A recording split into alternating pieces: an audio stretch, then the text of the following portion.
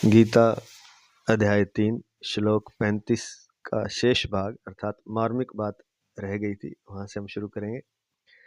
पहले इस श्लोक को दोबारा से देख लेते हैं। श्रेयान् स्वधर्मो विगुणः परधर्मात् स्वनुष्ठितात् स्वधर्मे निधनम श्रेयः परधर्मो भयावहः। अच्छी तरह आचरण में लाए हुए दूसरे के धर्म से गुणों की कमी वाला अपना धर्म श्रेष्ठ है। अपने धर्म में तो मरना भी कल्याणकारक है और दूसरे का धर्म भय को देने वाला है। तो इसकी मार्मिक इस श्लोक का मार्मिक बात तक हम पहुंच गए थे। प्रातः स्मरणीय प्रातः वंदनीय परम श्रद्धेय भगवत तत्व प्राप्त महापुरुष स्वामी राम सुखदास जी महाराज, उनके ग्रंथ साधक संजीवनी से हम व्याख्या करने जा रहे हैं। उनकी अनुमति लेते हुए, उनसे प्रार्थना करते हुए कि वे हमें आशीर्वाद दें कि हम इसकी व्याख्या जैसा वे चाहते हैं वैसे ही हमारे मुख से, हमारी जीवा से वैसे ही वाणी निकले। तो मार्मिक बात से पहले थोड़ा सा पीछे चलते हैं। कल हमने कहा था जो 4 पॉइंट है इनकी हम चर्चा दोबारा से करेंगे। तो वहीं से शुरू करते हैं। शंका थी, स्वधर्म का पालन करते हुए मरने से कल्याण होता है, मरने से कल्याण ही होता है, इसे कैसे माने? उसका समाधान करते हुए महाराज जी कहते हैं, गीता साक्षात भगवान की वाणी है, अतः इसमें शंका की संभावना ही नहीं है। पहली बात तो यह है कि भगवान ने युद्ध के मैदान में कहा, श्रद्धा और विश्वास की बात है, भगवान की वाणी है, तो इसमें शंका की तनिक मात्र भी संभावना नहीं है। बस इसको जैसे का तैसा मान लेने की बात है। दूसरी बात, यह चर्म चक्षुओं का प्रत्यक्ष विषय नहीं है। सब कुछ ऐसा नहीं होता कि हम आंखों से ही देखेंगे, कानों से सुनेंगे तो ही वो प्रमाण होगा। कुछ चीज़ें आंखों कानों से भी नहीं देखी सुनी जाती, लेकिन फिर भी वो होती हैं। जैसे हवा को आंखों से नहीं देख सकते, फिर भी वह है। ना हवा को देख सकते हैं ना सुन सकते, लेकिन हाँ, जब चलती है तब उसकी आवाज़ से सुन सकते हैं, लेकिन देख नहीं सकते। ऐसे बहुत सी चीज़ें हैं। शून्य को हम नहीं देख सकते, खालीपन को, आकाश को, फिर भी वह है। ऊपर आकाश दिखाई देता है, वह तो वास्तविक आकाश, वो नीलापन है, वह तो जो धूल के आदि के कण हैं उस पर प्रकाश की किरणें परावर्तित होकर दिखाई देती हैं, उसके कारण वस्तुतः हम आकाश को नहीं देख सकते, खाली स्थान को हम देख नहीं सकते, महसूस कर सकते हैं। अपने आप को आंखें बंद करके हम नहीं देख सकते, लेकिन महसूस कर सकते हैं। ये कान और आंख का विषय नहीं है। तो कहने का तात्पर्य, कुछ बातें जो होती हैं, जैसे ये अध्यात्म की बातें विशेषकर, ये चर्म चक्षुओं का प्रत्यक्ष विषय नहीं है, परंतु श्रद्धा विश्वास का विषय है। एक तो भगवान की वाणी, इसलिए शंका की आवश्यकता नहीं है। दूसरी, चर्म चक्षुओं का विषय नहीं है। दोनों ही बातों में श्रद्धा विश्वास की आवश्यकता है। यह श्रद्धा और विश्वास का विषय है। श्रद्धा विश्वास करके जब हम साधना करेंगे, जब उनकी बात मान के हम चलेंगे, तो हम भी उस अनुभूति में, उस सम सत्ता में स्थित हो जाएंगे। तब हमको वास्तविक सत्ता का अनुभव हो जाएगा, तब वास्तविकता का ज्ञान हो जाएगा। सच्चित आनंद जो परमात्मा है, सच्चिदानंद, उसका ज्ञान हो जाएगा। लेकिन पहले हमें एक बार श्रद्धा विश्वास से चलना पड़ेगा, क्योंकि भगवान की वाणी है, इसलिए। फिर भी इस विषय में कुछ बातें बताई जाती हैं, फिर भी कुछ प्रमाण ही चाहिए। तो 4 प्रमाण भगवान दे रहे हैं, महाराज जी दे रहे हैं, थोड़ा समझने के लिए। नंबर 1, जिस विषय का हमें पता नहीं है उसका पता शास्त्र से ही लगता है। कल हमने कहा था, एक दिया हुआ है इसमें एक श्लोक, अनेक संशयोच्छेदी प्रोक्षार्थस्य दर्शकम सर्वस्य लोचनम शास्त्रम यस्य नास्त्यंत एव सः। जो अनेक संदेहों को दूर करने वाला और परोक्ष अर्थात अप्रत्यक्ष विषय को दिखाने वाला है, वह शास्त्र सभी का नेत्र है। शास्त्र नेत्र है, क्योंकि हमारे नेत्रों की, हमारी इंद्रियों की क्षमता है। हमारे नेत्र ज़्यादा से ज़्यादा दूर देखेंगे तो 1 किलोमीटर से ज़्यादा नहीं देख सकते। सामने सड़क की तरफ देखेंगे, ऊपर की तरफ भी देखेंगे तो भी हम क्रमशः उसकी कैपेसिटी कम होती जाएगी। तो क्षमता है हमारी इंद्रियों की। जैसे बहुत तेज आवाज़ को नहीं सुन सकते कान, बहुत मध्यम आवाज़ को, चींटी की कहते हैं कि चींटी चलती तो उसकी आवाज़ होती है, वो हमें नहीं सुनाई देती। तो हमारी जो इंद्रियां हैं उनकी क्षमता है। लेकिन जो चीज़ें अदृश्य हैं, अलौकिक हैं, आध्यात्मिक हैं, उनको दिखाने वाला शास्त्र है। इसलिए शास्त्र सभी का नेत्र है। जो अनेक संदेहों को दूर करने वाला और अप्रत्यक्ष विषय को दिखाने वाला है, वह शास्त्र सभी का नेत्र है। अतः जिसे शास्त्र का ज्ञान नहीं है, वह अंधा है।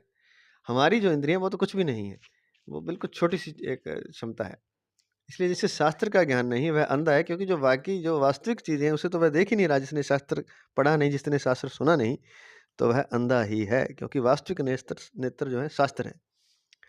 तो इसलिए कि जिस विषय का लिखा है, नंबर 1 पॉइंट देकर के महाराज जी ने, कि जिस विषय का हमें पता नहीं, उसका पता शास्त्र से ही लगता है। शास्त्र में आया है कि जो धर्म की रक्षा करता है, उसकी रक्षा अर्थात उसका कल्याण धर्म करता है। और सूत्र है मनुस्मृति 8:15 में, धर्मो रक्षति रक्षितः। धर्मो रक्षति, जो धर्म की रक्षा करता है, रक्षिता है, वह रक्षित होता है। किसके द्वारा? धर्म द्वारा। यह एक सूत्र है। अब ये सूत्र है कि जो धर्म पर चलेगा उसकी रक्षा स्वयं धर्म करेगा। धर्म एक शक्ति, क्योंकि धर्म सत्य है, जो वास्तविक चीज है, जो परमात्मा, वो धर्म ही तो है। तो धर्म का जो पालन करता है उसके कल्याण का भार धर्म पर है। धर्म अर्थात सत्य पर, जो वास्तविक चीज है, जो सत्ता है। और धर्म के उपदेष्टा भगवान, जो धर्म का उपदेश दे रहे हैं, भगवान देते हैं। वेदों में धर्म का उपदेश है, शास्त्रों में है, ऋषियों ने दिया है, मुनियों आदि पर होता है। तो जो धर्म की रक्षा करता है, कहते हैं कि उसके कल्याण का भार धर्म, और धर्म के जो उपदेश देते हैं, भगवान हुए, वेद हुए, शास्त्र हुए, ऋषि मुनि हैं, उन पर उसके कल्याण का भार होता है। ऋषि मुनि और भगवान अदृश्य शक्ति बन करके उसकी सहायता करते हैं। बल्कि वेद और शास्त्र भी सहायता करते हैं। अब वेद और शास्त्र तो किताब है, ये कैसे सहायता करेंगे? लेकिन ये भी सहायता करते हैं, वो बताते हैं कैसे। तो कल्याण का भार जो धर्म का पालन करता है, जो सत्य पर चलता है, जो धर्म पर चलता है, उसके कल्याण का भार धर्म और धर्म के उपदेष्टा भगवान, वेदों, शास्त्रों, ऋषियों, मुनियों आदि पर होता है, तथा उन्हीं की शक्ति से उसका कल्याण होता है। जैसे हमारे शास्त्रों में आया है कि पातिव्रत धर्म का पालन करने से स्त्री का कल्याण हो जाता है। तो वहाँ पातिव्रत धर्म की आज्ञा देने वाले भगवान हैं, वेद हैं, शास्त्र आदि की शक्ति से ही कल्याण होता है। पति की शक्ति से नहीं कल्याण होता उसका, पति की शक्ति से नहीं। ऐसे ही धर्म का पालन करने के लिए भगवान, वेदों, शास्त्रों, ऋषि मुनियों और संत महात्माओं की आज्ञा है। इसलिए धर्म पालन करते हुए मरने पर उनकी शक्ति से कल्याण हो जाता है, इसमें किंचन मात्र भी संदेह नहीं है। अब होता क्या है कि जो धर्म पर चलता है उसकी गारंटी जो है वो वेद शास्त्रों ने दी हुई है, धर्म ने दी है, धर्म के उपदेष्टा भगवान ने, ऋषियों ने, मुनियों ने दी है। वो ऋषि मुनि आदि कहीं गए थोड़ी हैं, भगवान कहीं गए, वो हमारे आसपास ही ये सारी शक्तियां हैं।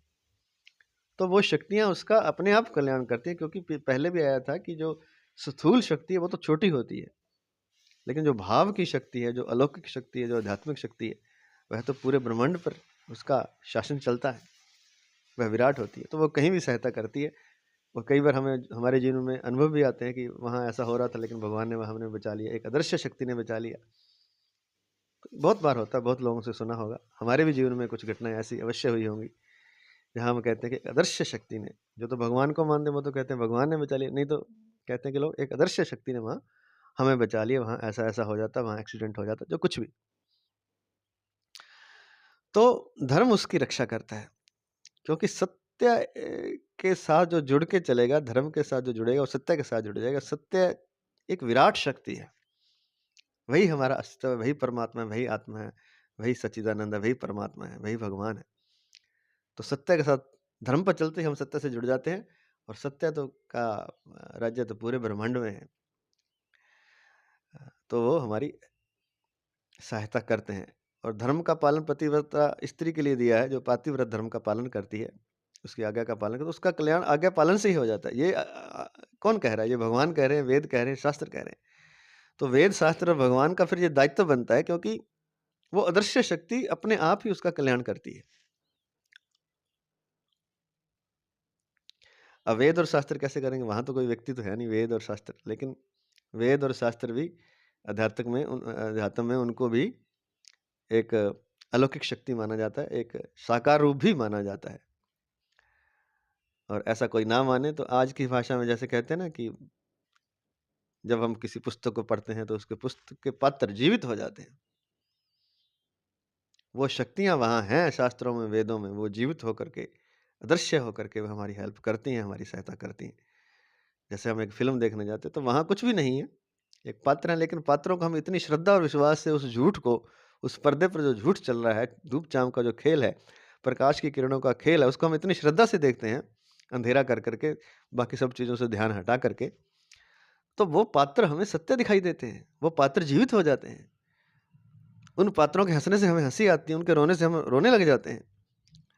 वो तो नकली है सब कुछ, लेकिन असली जो है, असली जो पात्र हैं, वो वेदों और शास्त्रों में हैं। वो वेद और शास्त्र में जो पात्र हैं, वो जीवित हो जाते हैं। वो जीवित होकर के अलौकिक, अदृश्य रूप से भी करते हैं और कई बार दृश्य रूप से भी सहायता करते हैं। बहुत लोगों का ऐसा अनुभव है और जो साधना पथ पर चले, उनका तो सबका अनुभव ऐसा है कि पात्र जीवित हो जाते हैं, कृष्ण आ जाते हैं, राधा जी के दर्शन हो जाते हैं और कई बार वो आकर के कोई बात भी कर जाते हैं। बाद में पता चलता है कि ओहो! ये तो भगवान आए थे। उसी रूप में आ जाते हैं केवल, लेकिन एकदम उनकी शक्ति ऐसी होती है कि उस समय नहीं पहचान सकते, तो बाद में पहचान लेते हैं कि वो तो भगवान थे। और कइयों को दृश्य नहीं, अदृश्य रूप से उनका अनुभव होता है और कइयों को अदृश्य रूप से सहायता होती है, बहुत बार होती है। तो वेद शास्त्रों में जो पात्र हैं, वो जीवित हो जाते हैं। वेद शास्त्रों की अपनी भी एक शक्ति है। वेद और शास्त्र अपने आप में ही जीवित हैं, चैतन्य हैं। और अगर और थोड़ा-सा आम भाषा में समझें तो उनके पात्र भी जीवित हो जाते हैं। इसलिए जो शास्त्रों को बड़ी श्रद्धा विश्वास से पढ़ता है या सुनता है या मनन करता है, तो वे पात्र जीवित होकर के उसे अनुभव करा देते हैं, सुनने वाले को, पढ़ने वाले को। यहाँ तक कि उन लीलाओं का दर्शन उसे होने लगता है, जो किसी युग में हुई थी, किसी काल में हुई थी। क्योंकि वे लीलाएँ, वे काल और देश-काल की सीमा से बाहर हैं, वे आज भी प्रत्यक्ष दिख जाती हैं। इसलिए जो प्रेम तत्व के साधक हैं, वो राधा कृष्ण की लीलाओं को यथावत देख लेते हैं और कई बार उन लीलाओं में शामिल भी हो जाते हैं, यह भी होता है। या कोई पुरानी उदाहरण नहीं, आज कलयुग में भी ऐसा है। अभी कुछ 2-4 साल पहले ही एक साध्वी दीदी जी थीं, तो थी वो रहती तो गृहस्थ में ही थी, शादी नहीं करवाई थी उन्होंने। तो उनको भी ऐसे अनुभव हुए। वे लीलाओं में जाकर के शामिल होती थीं और फिर अंत में उन्होंने शरीर त्याग दिया, क्योंकि वो यहाँ पर फिर जीना नहीं चाहती थी। वो उसी लीला में जाना चाहती थी और उसी लीला में चली गईं। उसके कई अनुभव उन्होंने जो उनके आस-पास साधक थे, उनको भी करवाए। उनका नाम प्राची दीदी था, ये यूट्यूब पे भी मिल जाएगा उनका। तो ऐसा होता है और वो उस लीलाओं की कुछ चीज़ें इस जगत में, इस दृश्य जगत में भी दिखाई देती थी। तो ये यहाँ ज़्यादा चर्चा करने की इसकी आवश्यकता है नहीं, क्योंकि ये अदृश्य चीज़ें हैं, ये तो जो श्रद्धा विश्वास की बात है, ये तर्क का विषय नहीं है। अदृश्य अलौकिक शक्तियाँ भी हैं, वो उनका काम है व्यक्ति का कल्याण करना और वो कल्याण उसी का करती हैं जो धर्म पर चलता है, क्योंकि जो धर्म पर चलता है वो उनसे जुड़ जाता है, क्योंकि धर्म और वो अलग नहीं है। वेद, शास्त्र, भगवान, ऋषि, मुनि और धर्म एक ही चीज़ है। तो उन्हीं की शक्ति से उसका कल्याण होता है। तो जो भी हमारे शास्त्रों में लिखा है, अपने धर्म का जो पालन करेगा, पिता पिता का धर्म पालन करेगा, पुत्र पुत्र का करेगा, पति पति का धर्म पालन करेगा, पत्नी पत्नी का धर्म पालन करेगी, तो अपने आप ही उसका कल्याण हो जाता है, साधना की भी आवश्यकता नहीं है। तो जैसे कि पातिव्रत धर्म का विशेष तौर से कहा जाता है, तो जो शास्त्र उसकी हामी भरते हैं, अ, तो अवश्य ही जब शास्त्र हाँ करते हैं, तो अवश्य ही शास्त्र, भगवान, वेद, ऋषि, मुनि आदि उसका कल्याण करते हैं। इसलिए मनुस्मृति में भगवान मनु ने लिखा है, धर्मो रक्षति रक्षितः, जो धर्म की रक्षा करता है, धर्म उसकी रक्षा करता है।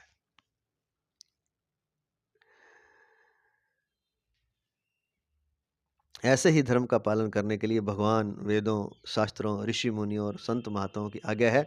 इसलिए धर्म पालन करते हुए मरने पर उनकी शक्ति से कल्याण हो जाता है, इसमें किंचन मात्र भी संदेह नहीं।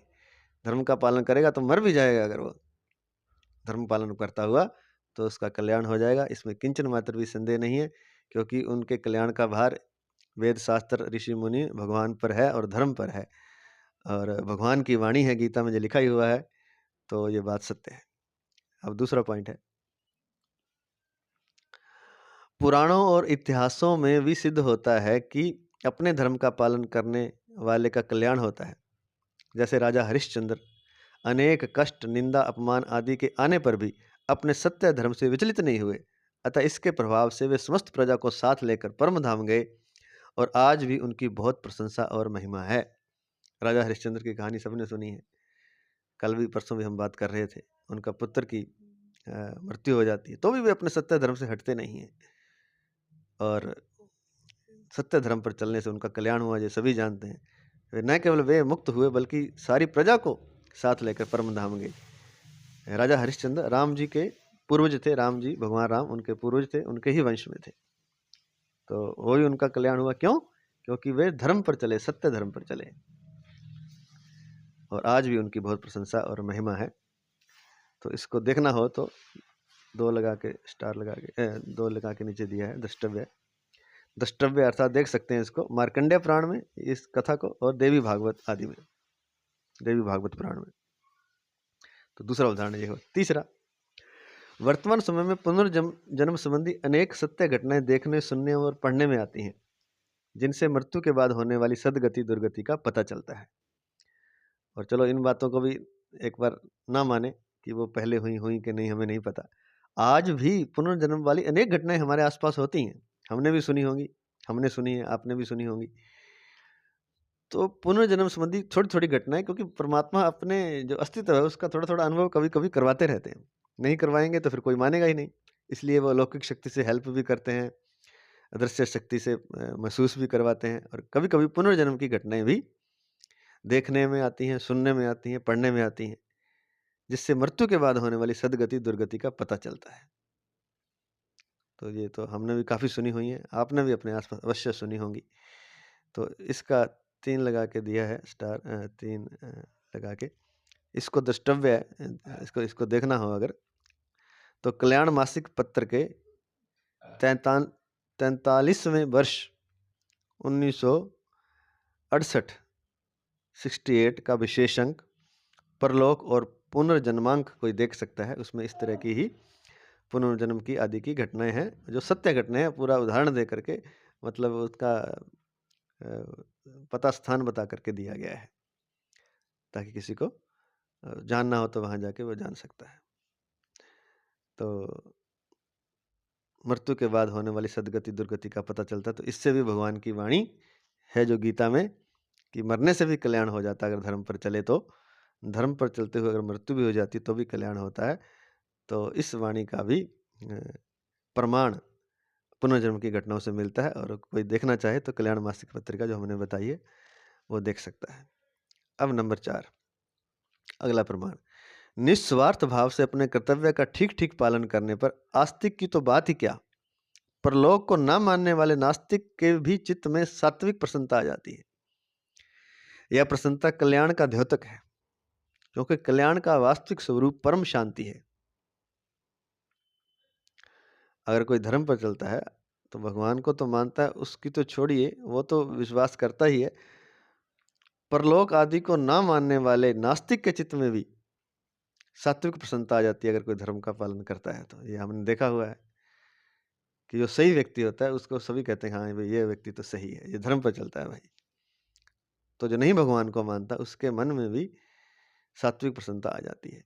यह प्रसन्नता कल्याण का द्योतक है, क्योंकि कल्याण का वास्तविक स्वरूप परम शांति है। तो ये भी कल्याण की बात है, प्रसन्नता आना भी कल्याण की बात है, क्योंकि प्रसन्नता जो है वो कल्याण का द्योतक है, कल्याण को बताने वाली। प्रसन्नता आ रही है आपके भीतर तो मतलब कल्याण हो रहा है, दुख आ रहा है तो आप थोड़ा गलत रास्ते पर हैं। तो यह प्रसन्नता कल्याण का द्योतक है, या पहले गलत रास्ते पर थे उससे दुख आ रहा है। तो अगर प्रसन्नता है तो यह कल्याण का द्योतक है, क्योंकि कल्याण का वास्तविक स्वरूप परम शांति है। कल्याण का वास्तविक स्वरूप क्या है कि व्यक्ति परम शांत हो जाए, कोई उसको उद्वेग ना हो, चित्त उसका शांत रहे, सत्य चित्त आनंद, सत्य में स्थित रहे, चैतन्य रहे और आनंद में स्थित रहे, तभी परम शांति है। तो कल्याण का वास्तविक स्वरूप परम शांति है। अतः अपने अनुभव से भी सिद्ध होता है कि अकर्तव्य का सर्वथा त्याग करके कर्तव्य का पालन करने से कल्याण होता है। तो ये हम अनुभव से भी देख सकते हैं कि जब हम सही से चलेंगे, धर्म का पालन करेंगे, कर्तव्य का पालन करेंगे, तो हमारा मन तो प्रसन्नता से भरता ही है। लेकिन अगर हम सही से धर्म का पालन करते हैं, कर्तव्य का पालन करते हैं, सत्य पर चलते हैं, तो हमें देखने वाले नास्तिक के हृदय में भी प्रसन्नता होती है। तो वर्तमान अनुभव की बातें ही हैं। तो अतः अपने अनुभव से भी सिद्ध होता है कि अकर्तव्य का सर्वथा त्याग करके कर्तव्य का पालन करने से कल्याण होता है। तो ये इस बात का उत्तर आ गया कि स्वधर्म का पालन करते हुए मरने से कल्याण ही होता है, इसे कैसे माने। तो ये कुछ प्रमाण देने की कोशिश महाराज जी ने की है, और ये सत्य है। ये उनके लिए है जो श्रद्धा विश्वास नहीं करते। अगर श्रद्धा विश्वास है फिर तो भगवान की वाणी ही पर्याप्त है। भगवान ने कह दिया तो काफी है। मार्मिक बात, स्वयं परमात्मा का अंश होने से वास्तव में स्वधर्म है अपना कल्याण करना, अपने को भगवान का मानना और भगवान के सिवाय किसी को भी अपना ना मानना, अपने को जिज्ञासु मानना, अपने को सेवक मानना। स्वधर्म क्या है? क्योंकि हम परमात्मा का अंश हैं, स्वयं परमात्मा का अंश होने से वास्तव में स्वधर्म क्या है? स्वधर्म है अपना कल्याण करना, अपने को भगवान का मानना और भगवान के सिवाय किसी को भी अपना ना मानना, अपने को जिज्ञासु मानना, अपने को सेवक मानना। कारण कि ये सभी सही धर्म है, खास स्वयं के धर्म है, और अपने को क्या मानना? सेवक, न केवल परमात्मा का बल्कि सबका। कारण कि ये सभी सही धर्म है, खास स्वयं के धर्म है, मन बुद्धि के धर्म नहीं है। खास स्वयं के धर्म है। क्या धर्म है? अपना कल्याण करना, अपने को भगवान का मानना, भगवान के सिवाय किसी को अपना ना मानना, अपने को जिज्ञासु मानना, अपने को सेवक मानना, ये स्वयं के धर्म है। यह मन बुद्धि के धर्म नहीं है।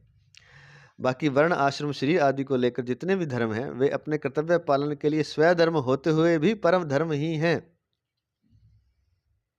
स्वधर्म तो जो भी बता दिए, ये है भगवान का मानना, भगवान के सिवाय किसी को ना मानना, किसी को अपना ना मानना, किसी को मानना था लेकिन किसी को अपना नहीं मानना, अपने को जिज्ञासु मानना, अपने को सेवक मानना।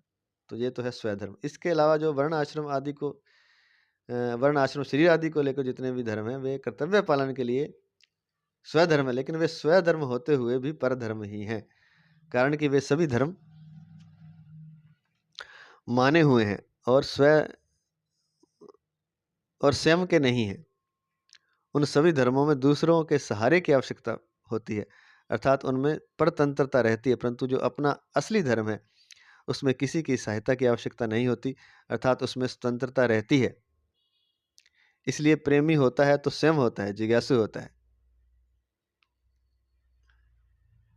इसलिए प्रेमी होता है तो स्वयं होता है, जिज्ञासु होता है तो स्वयं होता है, और सेवक होता है तो स्वयं होता है। अतः प्रेमी प्रेम होकर प्रेमास्पद के साथ एक हो जाता है, जिज्ञासु जिज्ञासा होकर ज्ञातव्य तत्व के साथ एक हो जाता है, और सेवक सेवा होकर सेव्य के साथ एक हो जाता है। ऐसे ही साधक मात्र साधना से एक होकर साध्य स्वरूप हो जाता है। तो ये 4-5 चीजें बताई हैं। या तो प्रेमी होता है स्वयं, तो वो प्रेम ही बन जाता है, प्रेमास्पद के साथ एक हो जाता है। जिज्ञासु होता है तो वह जिज्ञासा बन जाता है और ज्ञातव्य तत्व परमात्मा के साथ एक हो जाता है।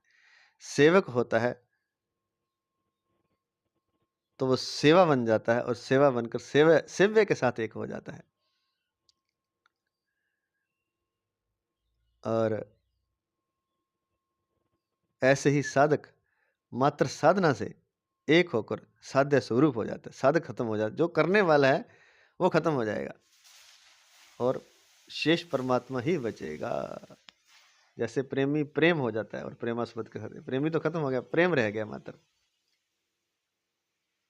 और परमात्मा मात्र प्रेम है। जब प्रेमास्पद कहना भी, यहाँ 3 चीजें ना, प्रेमी, प्रेम और प्रेमास्पद। लेकिन प्रेमी खत्म होते ही या तो प्रेम खत्म होता है या प्रेमास्पद। इसको खैर ये बहुत ऊंची बात है यहाँ, चलो मैं इसको थोड़ा बता देते। ये बातें सब जगह बोलने की तो नहीं है, फिर भी प्रेमी प्रेम होकर प्रेमास्पद के साथ एक हो जाता है। प्रेमी तो समाप्त हो जाता है, प्रेम ही बचता है, और जब प्रेम ही बचता है तो प्रेमास्पद के साथ वह एक हो जाता है। या तो कहें कि वहाँ प्रेम ही बचता है या फिर प्रेमास्पद ही बचता है। प्रेम ही अगर खत्म हो जाएगा, जो साधना कर रहा है, जो प्रेम कर रहा है, अगर वो अपने आप को मिटा दे, प्रेम में इतना तल्लीन हो जाए, तो वह प्रेमास्पद के साथ एक हो जाता है। अर्थात प्रेमास्पद ही बचता है और कुछ बचता नहीं। ना प्रेमी बचता, ना प्रेम बचता। या कहें ना प्रेमी बचता, ना प्रेमास्पद बचता, प्रेम ही बचता है।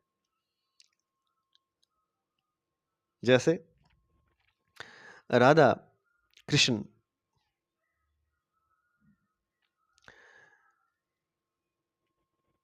दोनों एक दूसरे के प्रेमी हैं, लेकिन जब कई बार ऐसी स्थिति आती है कि ना राधा नहीं बचती, वे मात्र कृष्ण ही बचते हैं, और कई बार कृष्ण नहीं बचते, मात्र राधा ही बचती हैं। अर्थात प्रेमी प्रेम होकर प्रेमास्पद के साथ एक हो जाता है। तो और जिज्ञासु जिज्ञासा होकर, ये सारी बातें आ चुकी हैं। आगे चलते हैं। परमात्म प्राप्ति चाहने वाले साधक को धन मान बड़ाई आदर आराम आदि पाने की इच्छा नहीं होती। इसलिए धन मान आदि के ना मिलने पर उसे कोई चिंता नहीं होती, और यदि प्रारब्धवश ये मिल जाए तो उसे कोई प्रसन्नता नहीं होती, कारण कि उसका ध्येय केवल परमात्मा को प्राप्त करना ही होता है, धन मान आदि को प्राप्त करना नहीं। इसलिए कर्तव्य रूप से प्राप्त लौकिक कार्य भी उसके द्वारा सुचारू रूप से और पवित्रता पूर्वक होते हैं। परमात्मा प्राप्ति का उद्देश्य होने से उसके सभी कर्म परमात्मा के लिए ही होते हैं। जैसे धन प्राप्ति का ध्येय होने पर व्यापारी आराम का त्याग करता है और कष्ट सहता है, और जैसे डॉक्टर द्वारा फोड़े पर चीरा लगाते समय इसका परिणाम अच्छा होगा, इस तरफ दृष्टि रहने से रोगी का अंतःकरण प्रसन्न रहता है, ऐसे ही परमात्मा प्राप्ति का लक्ष्य रहने से संसार में पराजय, हानि, कष्ट आदि प्राप्त होने पर भी साधक के अंतःकरण में स्वाभाविक प्रसन्नता रहती है। अनुकूल प्रतिकूल आदि मात्र परिस्थितियां उसके लिए साधन सामग्री होती हैं। अनुकूल प्रतिकूल परिस्थितियां आदि मत अनुकूल प्रतिकूल आदि मात्र परिस्थितियां उसके लिए साधन सामग्री है। जो परमात्मा के रास्ते पर चला है उसे पता है कि परमात्मा अगर दुख दे रहे हैं, कष्ट दे रहे हैं, तो वह भी साधना ही है, वह उसके भले के लिए, यह वो जानता है, इसलिए वो प्रसन्न रहता है। परमात्मा प्राप्ति का साधक प्रसन्न रहेगा, जितनी मर्जी अनुकूल स्थिति आए, जितनी मर्जी प्रतिकूल स्थिति आए, क्योंकि उसे पता है इसी से वह उस लक्ष्य तक पहुंचेगा। या कहेंगे परमात्मा उसे उस लक्ष्य तक इसी अनुकूल प्रतिकूल स्थितियों द्वारा पहुंचाना चाहते हैं। क्योंकि जब तीर को लंबा छोड़ना हो, बहुत दूर तक पहुंचाना हो, तो धनुष को कष्ट दिया जाता है, उसको मोड़ा जाता है, उसको धागे को पीछे खींचा जाता है, धनुष एकदम कष्ट में आ जाता है, अकड़ जाता है, और धागा भी खींच जाता है। तो जितना धागा खींचेगा, जितना धनुष मुड़ जाएगा, जितना ज़्यादा से ज़्यादा, तो उतना जितना कष्ट होगा, कहने का मतलब उस रस्सी को और उस डंडे को जिससे धनुष बना है, उतना ही तीर आगे जाता है। तो लक्ष्य तक पहुंचाने के लिए भगवान कई बार कष्ट देते हैं। तो ये जो इसको जानता है, और साधक तो जानता ही है, परमात्मा प्राप्ति जिसका लक्ष्य है वो इसको अवश्य जानता है, इसलिए वह प्रसन्न रहता है। अनुकूल प्रतिकूल आदि मात्र परिस्थितियां उसके लिए साधन सामग्री होती हैं, उसके लिए वह भी साधना ही है, साधन सामग्री ही है। जब साधक अपना कल्याण करने का ही दृढ़ निश्चय करके स्वधर्म अर्थात अपने स्वाभाविक कर्म के पालन में तत्परता पूर्वक लग जाता है, तब कोई कष्ट दुख कठिनाई आदि आने पर भी वह स्वधर्म से विचलित नहीं होता। इतना ही नहीं, वह कष्ट दुख आदि उसके लिए तपस्या के रूप में तथा प्रसन्नता को देने वाला होता है।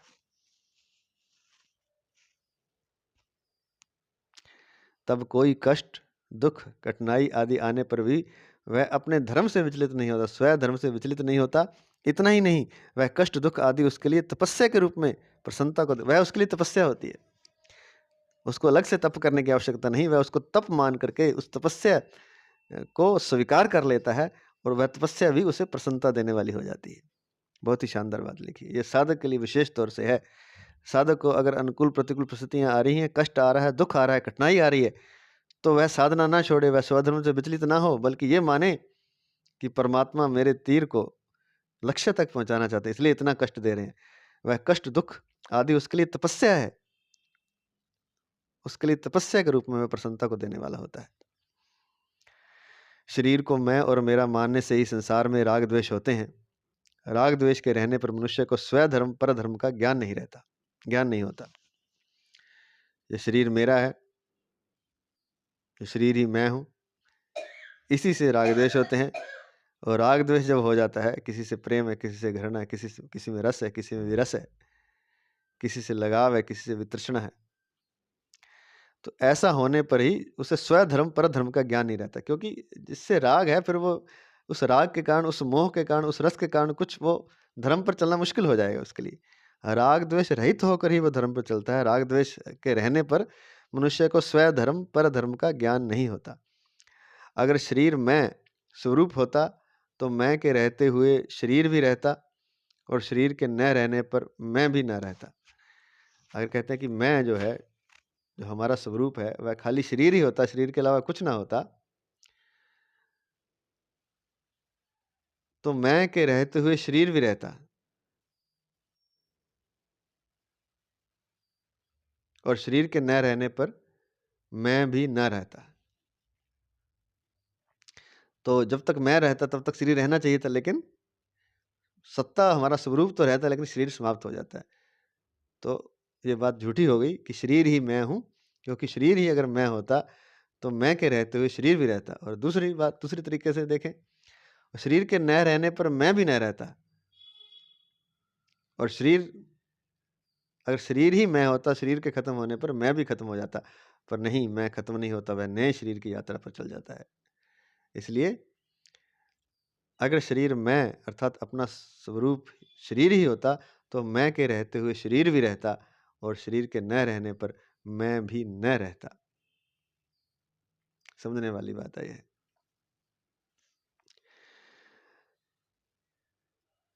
अगर शरीर मेरा होता तो इसे पाने के बाद और कुछ पाने की इच्छा नहीं होती। इच्छा इसलिए है कि मेरी चीज मुझे मिली नहीं है। अगर शरीर मेरा होता तो इसे पाने के बाद कुछ और पाने की इच्छा न रहती। अगर इच्छा रहती है तो सिद्ध हुआ कि वास्तव में मेरी अपनी वस्तु अभी नहीं मिली और मिली हुई वस्तु शरीर आदि मेरी नहीं है। क्योंकि मेरी होती तो मेरी वस्तु मुझे मिली तो मुझे शांति आनी चाहिए थी, लेकिन नहीं आई है। अतः मिली हुई वस्तु शरीर आदि, शरीर इंद्रियां मन बुद्धि स्त्री पुत्र जो भी सारा कुछ धन संपदा प्राण आदि मेरी नहीं है। शरीर के साथ लाए नहीं, साथ ले जा सकते नहीं, उसमें इच्छानुसार परिवर्तन कर सकते नहीं, फिर वह मेरा कैसे? क्योंकि शरीर को साथ लाए नहीं, जब बाकी चीजें भी शरीर आदि शरीर को साथ लाए नहीं, साथ ले जा सकते नहीं, उसमें इच्छा अनुसार परिवर्तन नहीं कर सकते, उसको उसके बुढ़ापे को नहीं रोक सकते, उसे जवान नहीं रख सकते, कुछ नहीं कर सकते अपनी इच्छा से। तो फिर यह मेरा कैसे है? मेरा नहीं है। इस प्रकार शरीर मैं नहीं और मेरा नहीं, इसका ज्ञान विवेक तभी इसका ज्ञान विवेक सभी साधकों में रहता है कि शरीर मेरा नहीं है, शरीर मैं नहीं हूं। परंतु इस ज्ञान को महत्व न देने से उनके राग द्वेष नहीं मिटते। अगर शरीर में कभी मैंपन और मेरापन दिख भी जाए तो भी साधक को उसे महत्व न देकर अपने विवेक को ही महत्व देना चाहिए। अर्थात शरीर मैं नहीं और मेरा नहीं, इस विवेक को महत्व देना चाहिए। तो जब तक शरीर को महत्व देते रहेंगे, मैं मेरी में फंसे रहेंगे, तब तक राग द्वेष मिटेंगे नहीं। साधक को उसे महत्व न देकर अपने विवेक को ही महत्व देना चाहिए। अर्थात शरीर मैं नहीं और मेरा नहीं, इसी बात पर दृढ़ रहना चाहिए। अपने विवेक को महत्व देने से वास्तविक तत्व का बोध हो जाता है। बोध होने पर राग द्वेष नहीं रहते। राग द्वेष के न रहने पर अंतःकरण में स्वधर्म परधर्म का ज्ञान स्वतः प्रकट हो जाता है और उसके अनुसार स्वतः चेष्टा होती है। अगर राग द्वेष हम छोड़ देंगे, और उसकी शुरुआत कहाँ से होगी? पहले ये माने कि शरीर मैं नहीं हूं और मेरा नहीं, इस बात को दृढ़ करें। शरीर मैं नहीं हूं, मैं कुछ और हूं, मैं स्वरूप हूं, मैं सत्ता हूं, मैं परमात्मा का अंश हूं और मेरा नहीं है। ये मेरा नहीं है, ये तो परमात्मा का दिया हुआ है और एक दिन वो ले भी लेगा। और शरीर से संबंधित जो कुछ भी है वो सब परमात्मा का है, मेरा कुछ भी नहीं है, और एक दिन वो ले भी लेता है। तो पहले तो ये दृढ़ करें, शरीर मैं नहीं और मेरा नहीं, इसी बात पर दृढ़ रहना चाहिए। अपने विवेक को महत्व देने से वास्तविक तत्व का बोध हो जाता है। इसी बात पर दृढ़ रहेंगे तो जो वास्तविक तत्व परमात्मा है, स्वरूप है हमारा, हमारी जो सत्ता है, हमारी जो आत्मा कहें, कुछ भी कहें, उस तत्व का बोध हो जाता है। बोध होने पर राग द्वेष नहीं रहते। जब बोध हो जाएगा तो राग द्वेष नहीं रहते और राग द्वेष नहीं रहेंगे तो अंतःकरण निर्मल हो जाता है। उसमें स्वधर्म, स्वधर्म और परधर्म का ज्ञान स्वतः प्रकट हो जाता है, अपने आप ही प्रकट हो जाता है, क्योंकि निर्मल होते ही, जैसे जल निर्मल हो गया तो उसमें नदी का पैंदा अपने आप दिखाई देने लगता है। तो परधर्म स्वधर्म का ज्ञान स्वतः प्रकट हो जाता है और उसके अनुसार चेष्टाएं भी फिर स्वतः ही होती हैं, चेष्टा करने की भी जरूरत नहीं पड़ती। इसलिए लिखा है अंतःकरण में स्वधर्म, राग द्वेष के न रहने पर अंतःकरण में स्वधर्म परधर्म का ज्ञान स्वतः प्रकट होता है और उसके अनुसार स्वतः चेष्टा होती है। अगला पद है परधर्मो भयावह। यद्यपि परधर्म का पालन वर्तमान में सुगम दिखता है, तथापि परिणाम में वह सिद्धांत से भयावह है। यदि मनुष्य स्वार्थ भाव का त्याग करके परहित के लिए स्वधर्म का पालन करे तो उसके लिए कहीं कोई भय नहीं है। कहते हैं कि परधर्म का पालन वर्तमान में सुगम, अपने धर्म का पालन करना बड़ा मुश्किल है आजकल वर्तमान में, कलयुग में। तथापि परिणाम में वह सिद्धांत से भयावह है। लेकिन सुगम तो लगता है गलत चीज पर चलना, परधर्म पर चलना, अपने धर्म पर नहीं चलना, लेकिन सिद्धांत है कि वो भयावह है, वह भय को देने वाला है। यदि मनुष्य स्वार्थ भाव का त्याग करके परहित के लिए स्वधर्म का पालन करे तो उसके लिए कहीं कोई भय नहीं है। अब इसमें एक शंका हो सकती है, तो वो शंका है 18वें अध्याय के 42वें, 43वें और 44वें श्लोक में कर्मश ब्राह्मण, क्षत्रिय, वैश्य और शूद्र के स्वाभाविक कर्मों का वर्णन करके भगवान ने 47वें श्लोक के पूर्वार्ध में भी यही कहा है, श्रेयान स्वधर्मो विगुणः परधर्मात् स्वनुष्ठितात्।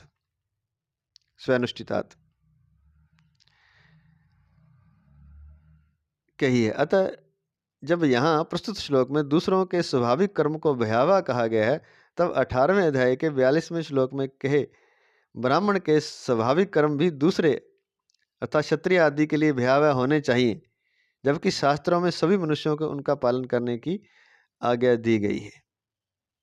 तो एक प्रश्न उठता है कि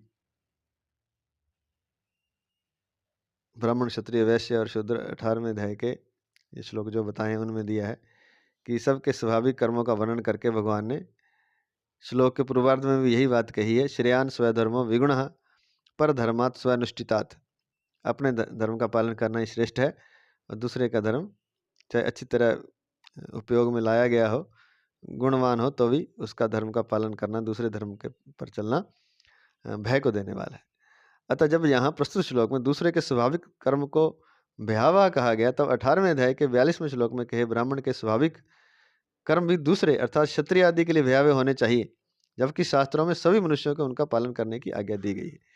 तो कहते हैं कि जो ब्राह्मण के स्वाभाविक कर्म है वो क्षत्रिय के लिए भयावह होने चाहिए इस बात के अनुसार, जबकि शास्त्रों में सभी मनुष्यों को उनका पालन करने की आज्ञा दी है। तो इसका समाधान महाराज इस प्रकार करते हैं, मन का निग्रह, इंद्रियों का दमन आदि तो सामान्य धर्म है। तो ये कहते हैं कि ब्राह्मण ही साधना कर सकता है। कहने का तात्पर्य ये था कि क्षत्रिय के लिए तो फिर वो भी ठीक नहीं है, मतलब वो ध्यान करे, क्षत्रिय शम दम इंद्रियों का दमन करे, मन का निग्रह करे, तो ये तो ब्राह्मण के धर्म है, क्षत्रिय को तो नहीं करनी चाहिए। लेकिन शास्त्रों में लिखा कि सभी करें, साधना करें, परमात्मा का जप करें आदि आदि।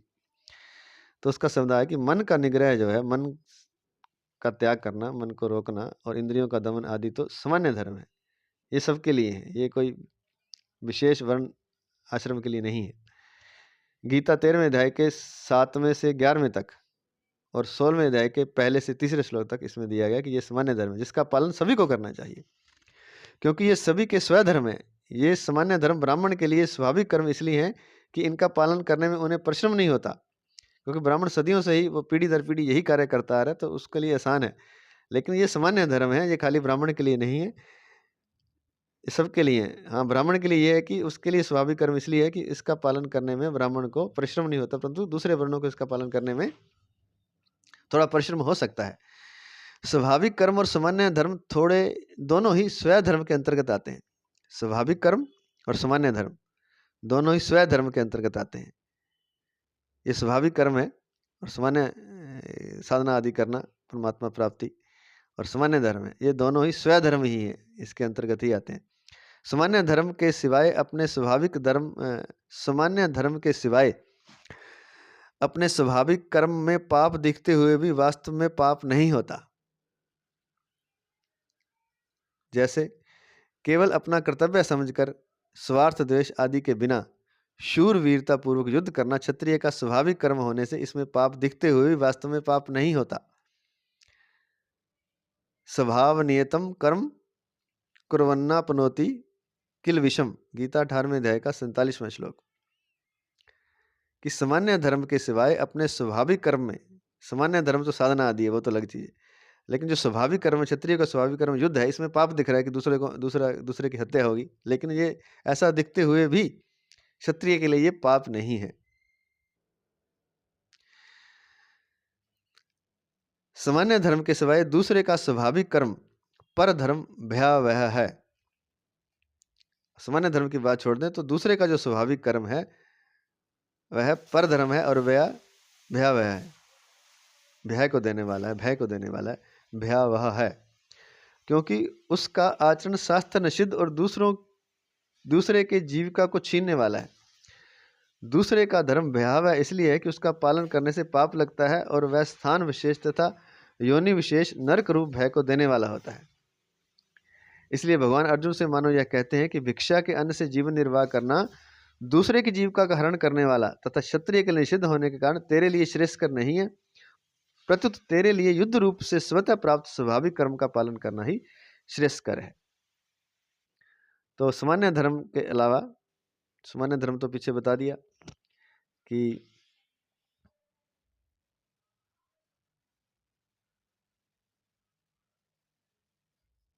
मन का निग्रह है, इंद्रियों का दमन है, साधना आदि परमात्मा की प्राप्ति का जो मुख्य धर्म है वह तो सामान्य धर्म है, यह सबके लिए। लेकिन सामान्य धर्म के अलावा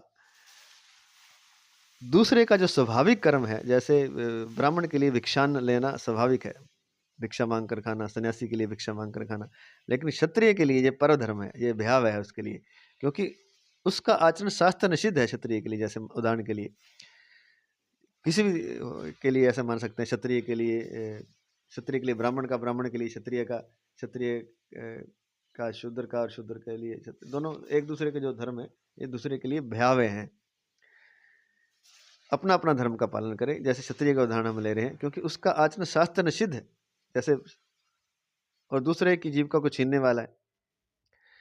तो क्षत्रिय अगर भिक्षान मांगने जाएगा तो यह शास्त्र निषिद्ध है, और दूसरे की, क्योंकि वो भिक्षान जो ले रहा है उसकी जीविका को छीन रहे हो आप, क्योंकि उसकी जगह आप चले गए, क्षत्रिय चला गया तो वहाँ संख्या ज़्यादा हो जाएगी ब्राह्मणों में, और भिक्षा लेने वाले ज़्यादा हो जाएंगे, तो दूसरे की जीविका को आप छीन रहे हो।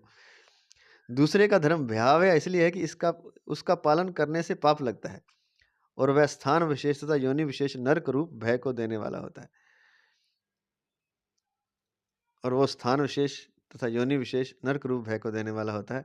इसलिए भगवान अर्जुन से मानो यह कहते हैं कि भिक्षा के अन्न से जीवन निर्वाह करना दूसरों की जीविका का हरण करने वाला तथा क्षत्रिय के निषिद्ध होने के कारण तेरे लिए श्रेयस्कर नहीं है, प्रत्युत तेरे लिए युद्ध रूप से स्वतः प्राप्त स्वाभाविक कर्म का पालन ही श्रेयस्कर है।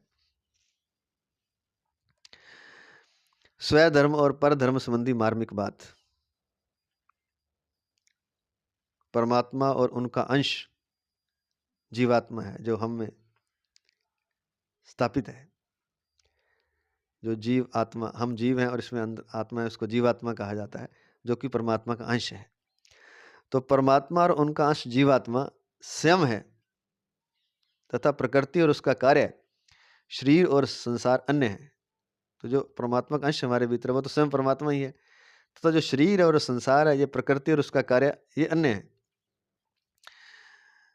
स्वयं का धर्म स्वधर्म और अन्य का धर्म परधर्म कहलाता है।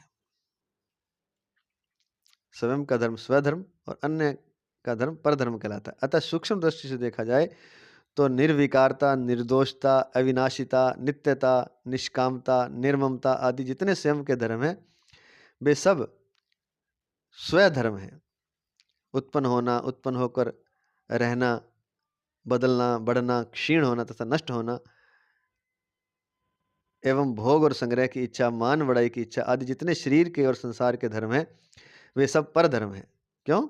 क्योंकि परमात्मा और उनका अंश तो स्वयं है, तो स्वयं के लिए जो किया जाएगा, जैसे निर्दोषता, अविनाशिता, नित्यता, निष्कामता, निर्ममता, निर्विकारता आदि है, ये तो स्वयं का धर्म है, इसलिए ये स्वधर्म है। और शरीर और संसार के लिए कुछ कर रहे हैं आप, तो वो परधर्म है। इसलिए मान बढ़ाई, भोग आदि की इच्छा, शरीर का उत्पन्न होना, फिर उत्पन्न होकर रहना, फिर बदलना, बढ़ना, क्षीण होना, नष्ट होना, या स्टार लगा के दिया है नष्ट होने के लिए। जायतेस्ति विप्रीणमते वर्धते पक्षीयते विनिश्यति, निरुक्त 1:1-2 में दिया है। तो अपना जो आत्मा का धर्म है वो स्वधर्म है, और शरीर का धर्म और संसार का जो धर्म है वह परधर्म है। संसार धर्मैर विमुहा, संसार धर्मैर विमुह्यमानः, श्रीमद् भागवत पुराण 11:2-49 में दिया, 49 में, कि स्वयं में कभी कोई परिवर्तन नहीं होता, इसलिए उसका नाश नहीं होता, परंतु शरीर में निरंतर परिवर्तन होता है, इसलिए उसका नाश होता है। इस दृष्टि से स्वधर्म अविनाशी और परधर्म नाशवान है। इस दृष्टि से क्या है कि सर्वधर्म का कभी नाश होता ही नहीं, इसलिए स्वधर्म जो है वो अविनाशी है, उसका कभी नाश नहीं होता। और परधर्म है क्योंकि शरीर आदि में, संसार आदि में परिवर्तन होता, शरीर और संसार आदि में परिवर्तन होता रहता है, इसलिए परधर्म नाशवान है। त्याग अर्थात कर्म योग, बोध अर्थात ज्ञान योग, और प्रेम अर्थात भक्ति योग, ये तीनों ही स्वतः सिद्ध होने से स्वधर्म है। स्वधर्म में अभ्यास की जरूरत नहीं है, क्योंकि अभ्यास शरीर के संबंध से होता है, और शरीर के संबंध से होने वाला सब परधर्म है, तो इसमें अभ्यास की जरूरत नहीं है। ना तो कर्मयोग में, क्योंकि त्याग कीजिए आप परहित के लिए, तो क्या अभ्यास करना है उसके लिए। बोध के लिए भी आप मानिए कि मैं शरीर नहीं हूँ, ना शरीर मेरा है, ना मैं शरीर हूँ, यह बोध है। इस बोध से अगर जीवन जिएंगे तो यह ज्ञान योग है। और प्रेम भक्ति योग, मैं परमात्मा को हूँ, परमात्मा मेरे हैं, परमात्मा के सिवाय मेरा कोई नहीं है, एकमात्र परमात्मा ही मेरे हैं, और जो कुछ मैंने करना है वो परमात्मा के लिए ही, परमात्मा का होकर करना है, तो यह भक्ति है। तो तीनों ही स्वतः सिद्ध धर्म है, स्वतः सिद्ध होने से स्वय धर्म है, और इसके लिए कहते हैं कि अभ्यास की जरूरत नहीं है। इसको आप जब से मान लेंगे तब से ही भक्ति, ज्ञान और कर्म होना शुरू हो जाए, मतलब भक्ति योग, ज्ञान योग और कर्म योग होना शुरू हो जाएगा। यह दिया है, त्याग से कर्म योग हो जाएगा, बोध से ज्ञान हो जाए, ज्ञान योग हो जाएगा, और प्रेम से भक्ति योग हो जाएगा। इसकी तरीका हमने अभी बता दिया। क्योंकि अभ्यास शरीर के संबंध से होता है, अभ्यास तो शरीर से करेंगे, और शरीर के संबंध से होने वाला सब परधर्म है, क्योंकि शरीर तो नष्ट होने वाला है, उसका अभ्यास क्या काम आएगा आपके। तो शरीर के संबंध से होने वाला सब परधर्म है। योगी होना स्वधर्म है, और भोगी होना परधर्म है। निर्लिप्त रहना स्वधर्म है, और लिप्त होना परधर्म है। सेवा करना स्वधर्म है, और कुछ भी चाहना परधर्म है। प्रेमी होना स्वधर्म है, और रागी होना परधर्म है। निष्काम, निर्मम और अनासक्त होना स्वधर्म है, एवं कामना, ममता और आसक्ति करना परधर्म है। तात्पर्य कि प्रकृति के संबंध के बिना स्वयं में होने वाला सब कुछ स्वधर्म है, और प्रकृति के संबंध से होने वाला सब कुछ परधर्म है। स्वधर्म चिन्मय धर्म, और परधर्म जड़ धर्म है। तो ये बता दिया, क्योंकि जो स्वयं से होने वाला सब कुछ स्वधर्म है, और प्रकृति के संबंध से होने वाला सब कुछ परधर्म है। तो स्वयं से होने वाला क्या है? योगी होना, निर्लिप्त रहना, प्रेमी होना, ये सारे स्वधर्म है, और परधर्म भी बता चुके हैं। तो दोबारा से सुन लेते हैं। योगी होना स्वधर्म है, और भोगी होना परधर्म है। निर्लिप्त रहना स्वधर्म है, और लिप्त होना परधर्म है। सेवा करना स्वधर्म है, और कुछ भी चाहना परधर्म है। प्रेमी होना स्वधर्म है, और रागी होना परधर्म है। निष्काम, निर्मम और अनासक्त होना स्वधर्म है, एवं कामना, ममता और आसक्ति करना परधर्म है। तात्पर्य है कि प्रकृति के संबंध के बिना स्वयं में होने वाला सब कुछ स्वधर्म है, और प्रकृति के संबंध से जो होगा होने वाला सब कुछ परधर्म है। स्वधर्म तो चिन्मय धर्म है, और परधर्म जड़ धर्म है। परमात्मा का अंश शरीरी, जो हमारे शरीर में बैठकर शरीर को चलाता है, वो परमात्मा का अंश शरीरी जो है वह स्व है, वही हम है, वही हमारा होना है, वही हमारा स्व है। और प्रकृति का अंश शरीर पर है। स्व के दो अर्थ होते हैं, एक तो स्वयं और दूसरा स्वकीय अर्थात परमात्मा। इस दृष्टि से अपने स्वरूप बोध की इच्छा तथा स्वकीय परमात्मा की इच्छा दोनों ही स्वधर्म है। कोई अपने स्वरूप को जानना चाहता है या जो स्वकीय परमात्मा है उसको जानना चाहता है, दोनों एक ही बात है, तो दोनों ही स्वधर्म है। पुरुष अर्थात चेतन का धर्म है स्वतः सिद्ध स्वाभाविक स्थिति और प्रकृति अर्थात जड़ का धर्म है स्वतः सिद्ध स्वाभाविक परिवर्तनशीलता। जो पुरुष है, जो हमारा चेतन स्वरूप है, उसका धर्म है स्वाभाविक स्थिति, वो हमेशा स्वाभाविक स्थिति में स्थित रहता है। और जो प्रकृति है, जो जड़ है, उसका धर्म है स्वतः सिद्ध स्वाभाविक परिवर्तनशीलता, वो हमेशा परिवर्तित रहती है, परिवर्तनशीलता उसका धर्म है।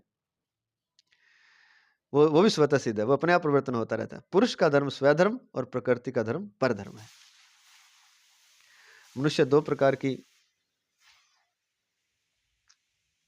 दो प्रकार की इच्छाएं रहती हैं, संसारिक अर्थात भोग एवं संग्रह की इच्छा और परमार्थिक अर्थात अपने कल्याण की इच्छा। इसमें भोग और संग्रह की इच्छा परधर्म अर्थात संसार का अर्थात शरीर का धर्म है और असत शरीर के साथ संबंध जोड़ने से ही भोग और संग्रह की इच्छा होती है। अपने कल्याण की इच्छा स्वधर्म है, क्योंकि परमात्मा का ही अंश होने से स्वयं की इच्छा परमात्मा की ही है, संसार की नहीं है।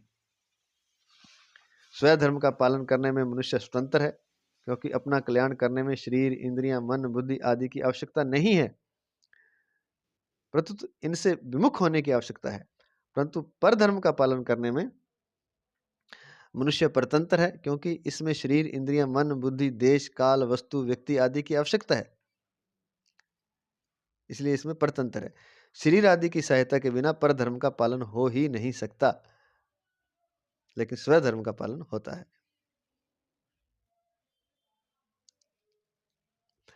स्वयं परमात्मा का अंश है और शरीर संसार का अंश है। जो स्वयं हम हैं वो परमात्मा का अंश है, हमारे भीतर जो जीवात्मा है या शरीरी है वो परमात्मा का अंश है, जो हम स्वयं है, और शरीर संसार का अंश है। शरीर संसार का अंश है।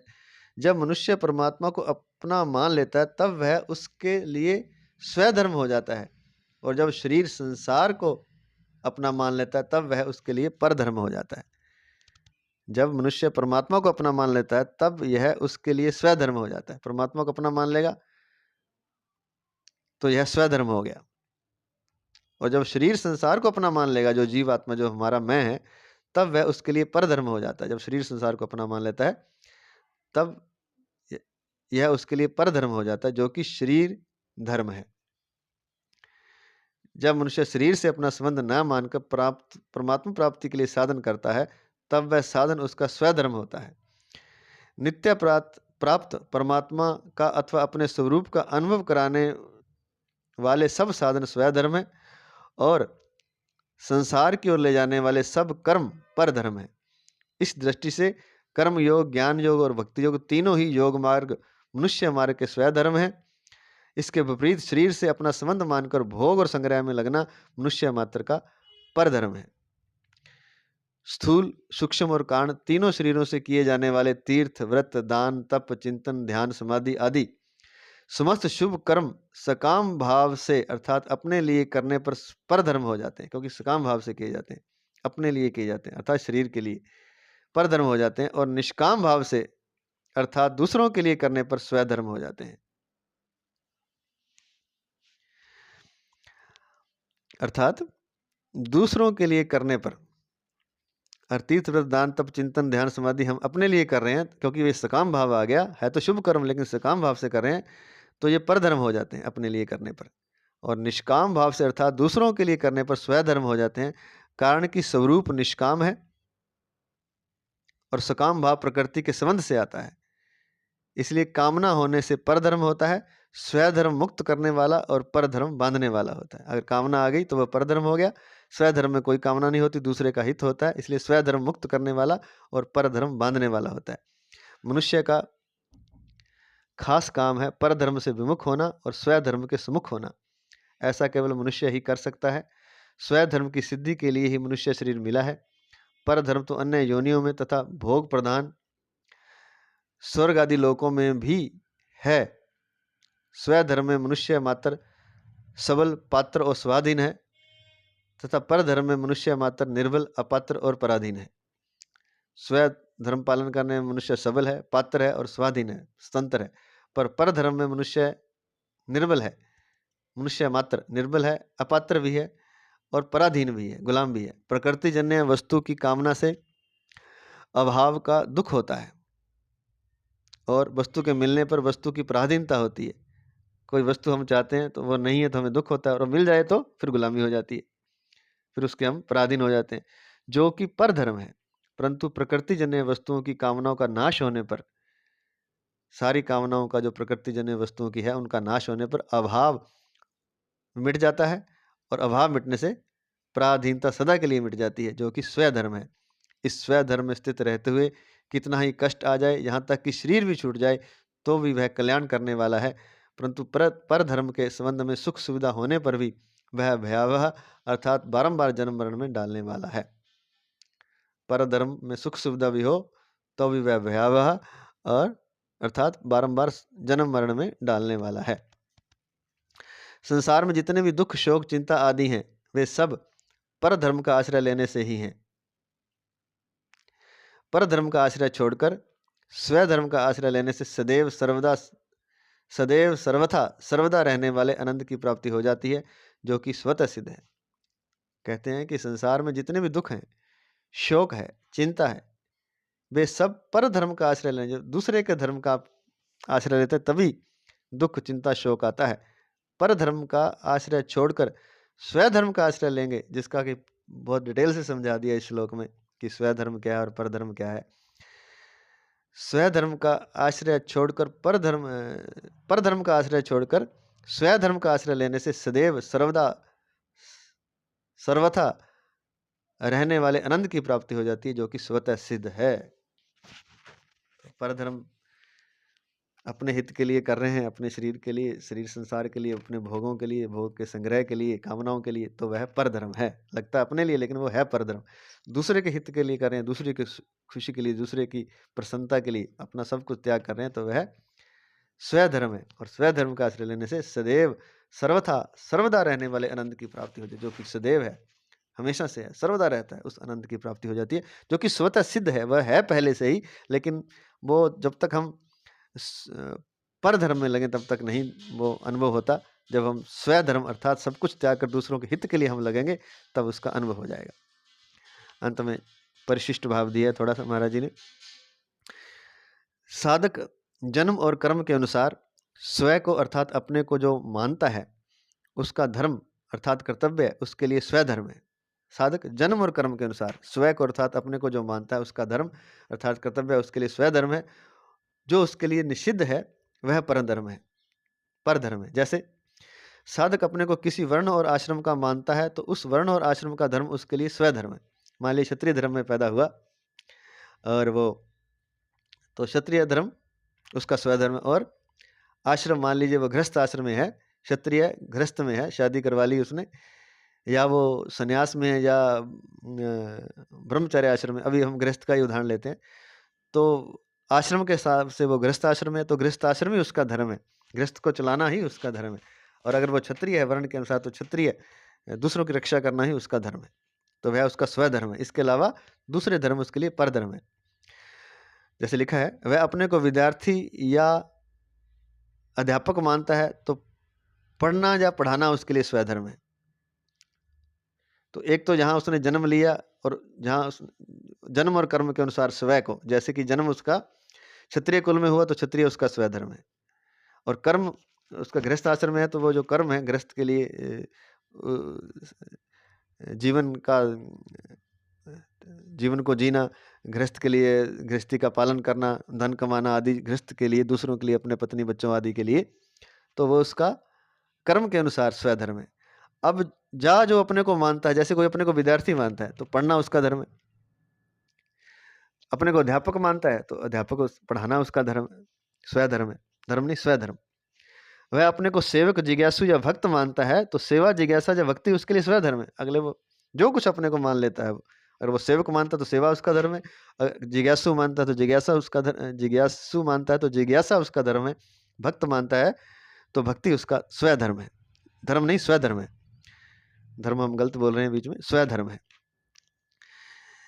जिसमें दूसरों के हित का अनिष्ट का भाव होता है, वह चोरी, हिंसा आदि कर्म किसी के भी स्वधर्म नहीं है, प्रत्युत कुधर्म अथवा अधर्म है। और जिसमें दूसरे का अहित हो रहा है, अनिष्ट होता है, जैसे कि चोरी है, हिंसा, ये किसी के भी धर्म नहीं है, किसी के भी धर्म अर्थात स्वधर्म नहीं है। इस तरह के कर्म किसी के भी स्वधर्म नहीं है, बल्कि कुधर्म है या अधर्म है, जिसे स्टार लगा के नीचे दिया है। प्रत्येक धर्म में कुधर्म, अधर्म और परधर्म, ये तीनों होते हैं, प्रत्येक धर्म में होते हैं। दूसरे के अनिष्ट का भाग कूटनीति आदि धर्म में कुधर्म है, दूसरे का अनिष्ट का भाव रखते हैं, कूटनीति है, चालाकी करते हैं, तो धर्म में कुधर्म है। यज्ञ में पशु बलि देना आदि धर्म में अधर्म है। अब पशु बलि दे करके मतलब उस धर्म, सोच रहे हैं कि धर्म पर चल रहे हैं, लेकिन यह धर्म में भी अधर्म है, यज्ञ में पशु बलि देना। जो अपने लिए निषिद्ध है, ऐसा दूसरे वर्ण आश्रम आदि का धर्म, धर्म में परधर्म है। जो अपने लिए निषिद्ध है, क्षत्रिय के लिए जैसे ब्राह्मण वाला निषिद्ध है, तो ऐसा दूसरे वर्ण आश्रम आदि का धर्म, जैसे ब्रह्मचर्य आश्रम के लिए गृहस्थ आश्रम निषिद्ध है, क्योंकि ब्रह्मचारी एक बार अपने ब्रह्मचर्य का पालन करता हुआ विद्या अध्ययन करे, अभी वो गृहस्थ में प्रवेश नहीं कर सकता। तो इसका कहने का तात्पर्य है कि जो अपने लिए निषिद्ध है, ऐसा दूसरे वर्ण आश्रम आदि का धर्म, जैसे वर्ण मतलब क्षत्रिय के लिए ब्राह्मण वर्ण और ब्रह्मचारी के लिए गृहस्थ आश्रम आदि का धर्म, धर्म से परधर्म है, ये परधर्म है, ये उसका धर्म नहीं है। कुधर्म, अधर्म और परधर्म, इन तीनों से कल्याण नहीं होता। कल्याण उस धर्म से होता है जिसमें अपने स्वार्थ तथा अभिमान का त्याग एवं दूसरे का वर्तमान में और भविष्य में हित होता हो। अपने स्वार्थ और अभिमान का तो त्याग होता हो, और दूसरे का वर्तमान में और भविष्य में हित होता हो, वही स्वधर्म है और उसी से कल्याण होता है। निष्काम भाव से दूसरे के हित के लिए कर्म करना अर्थात कर्म योग स्वधर्म है। स्वधर्म को ही गीता में सहज कर्म, स्वकर्म और स्वभावज कर्म नाम से कहा गया है। वो क्या है? निष्काम भाव से, कोई अपनी कामना नहीं है, कोई इच्छा नहीं है किसी तरह की, निष्काम भाव से दूसरे के हित के लिए कर्म करना कर्मयोग अर्थात स्वधर्म है। स्वधर्म को ही गीता में सहज कर्म, स्वकर्म और स्वभावज कर्म नाम से कहा गया है। कर्तव्य के विरुद्ध कर्म करना ही अकर्तव्य है, और कर्तव्य का पालन ना करना भी अकर्तव्य है। एक तो कर्तव्य के विरुद्ध कर्म करें वो भी अकर्तव्य है, और कर्तव्य का पालन ना करें वो भी अकर्तव्य है। गीता दूसरे अध्याय का 33वां श्लोक। आज इतना ही, बहुत डिटेल से दिया है, तो बार बार सुनने वाली बड़ी सूक्ष्म बातें और बड़ी जटिल भी हैं, थोड़ी सी सुनने में जटिल लगती हैं, लेकिन सार इसका यही कि पर हित के लिए आपने कर्म करना है। एक ही लाइन में है कि निष्काम भाव से दूसरों के हित के लिए कर्म करना स्वधर्म है। आज इतना ही। जय श्री कृष्ण, जय श्री कृष्ण, जय श्री कृष्ण।